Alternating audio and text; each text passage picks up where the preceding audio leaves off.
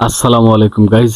আজকে আমরা সকাল সকাল উঠছি 4 দিন ধরে মেঘদের, যার কারণে অনেক পানি বাড়ছে। তো আমরা বাড়াইছি আপনারা দেখাই ঘুমচুন উঠতেও দেখি বাড়ির সামনে অনেক মানুষ মাছ মারা লাগে, নতুন রাস্তা হয়েছি কেন, যার কারণে মানুষে ভিড় করে লাইছে কেন মাছ মারা লাগে।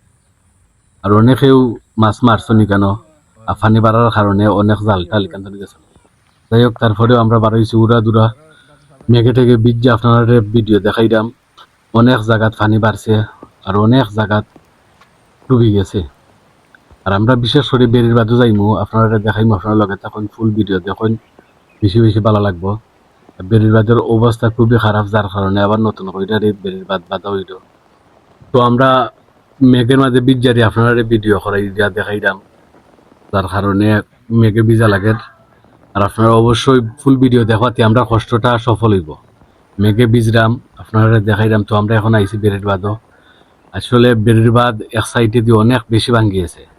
আর স্পেশালি ভাবে আমরা থ্যাংক ইউ জানাই আমরা বর্তমান মেম্বার আমিরুল ইসলাম আমারে, 1 নং ওয়ার্ডের। আসলে তাই খুব বেশি কষ্ট করছেন বেরির বাদটা আনা লাগে। সঠিক সময়ে সরকার থেকে দেওয়া হয়েছে না, যার কারণে তাই মেঘের আগে আইনারি বেরির বাদটা বাধা হয়েছে না। তো এখন বেরির বাদ বাধা হইল। আর আমরা জানি যে আগামী বছর বস্তা ফালা নিব, যাতে বেরির বাদটা না ভাঙে। নতুন হইডারে বেরির বাদ বাধা হইল, অনেক কষ্ট হইডারে বৃষ্টির মাঝে। আসলে অনেক কষ্ট, বেরিবারটা খুব কষ্টে আটখানি হইল। তারপরেও আল্লাহও বালা জানেন টিকবো কিনা। তারপরেও আমরা পক্ষ থাকি স্পেশালি ভাবে আমি মামারে থ্যাংক ইউ দেন। তাই খুব কষ্টের বিনিময়ে বেরিবারটা আবারও আনা হয়েছে। আর সবে আমরা লাগে দোয়া করবা, দেখলানি বেরির বাদের অবস্থা খুব বেশি খারাপ।